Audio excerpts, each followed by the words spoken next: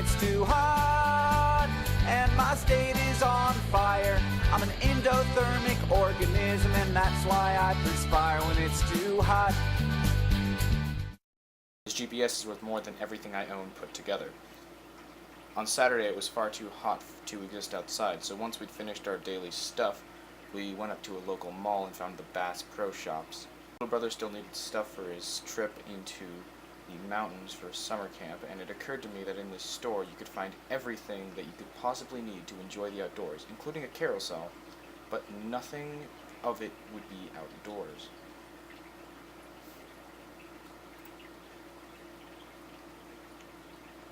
First I thought all this was kind of pointless and weird and, kind of camo-y, but then I turned and saw something really cool, an indoor archery range. That archery range actually existed, but I didn't get any footage of it. Then I sat down in the bathroom. The reason I was walking around aimlessly is that I was looking for somewhere to sit, and I needed to read. I considered just staying here, but it was dark and gross and hadn't been cleaned in a while, so I decided against it. There was this poster on the wall of the lures of advertising, as if they were fishing lures. The weirdest one is the lure of sex. I want to know who drew that, because they're creepy. Then I looked at this display of petrified deer, in which one of them was pointing its butt directly at the person walking by. Over in the shoes section, I found that it was disgracingly covered in sandals and other odd flip-flop-like shoes, but then turned around and saw all the boots and sneakers. It also occurred to me that dogs are allowed in this store, which seemed kind of ridiculous with all the shoes around. I didn't know why people would come here to buy regular sneakers. Then I found this video game where you could shoot blinking targets and pretend that you were a hunter, and then get a score. It seemed interesting, but I didn't have any money, so I just decided to skip it. There was this tent set up that you could walk in and play around in that had a giant price tag on it.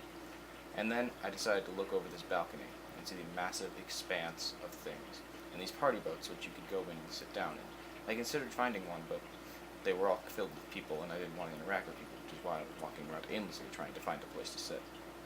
I decided to turn back and look at the giant expanse, the massive amount, the model, the empire that is consumerism, expanded out in front of me. I found all of these American-made toys that you should buy for despite their shitty craftsmanship, because they were made in America.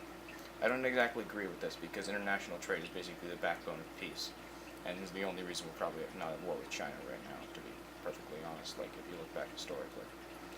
It also occurred to me that these boomerangs were surprisingly thick for children.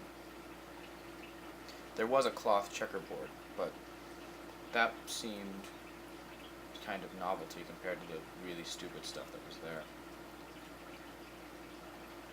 I don't know why I kept staring at them so long, but they seemed to have a message to me, so I kept looking around at the weird marbles and the bad yo-yos. I then found this pond that teach people to fly fishing, once again, indoors, and all of these elevators that were inside cliff faces. There were a ton of people watching the tank from outside on the side, as if that was more interesting than looking down at it like it was a pond. Finding the fish were in the ways a hunter would. Then I looked at these boats, and there was one empty. As I sat down, I realized that this boat was meant to be enjoyed in less clothing than I was wearing, with a ton of sunscreen, on a lake, where the coolness was provided by the water, but instead the coolness was provided by the inside.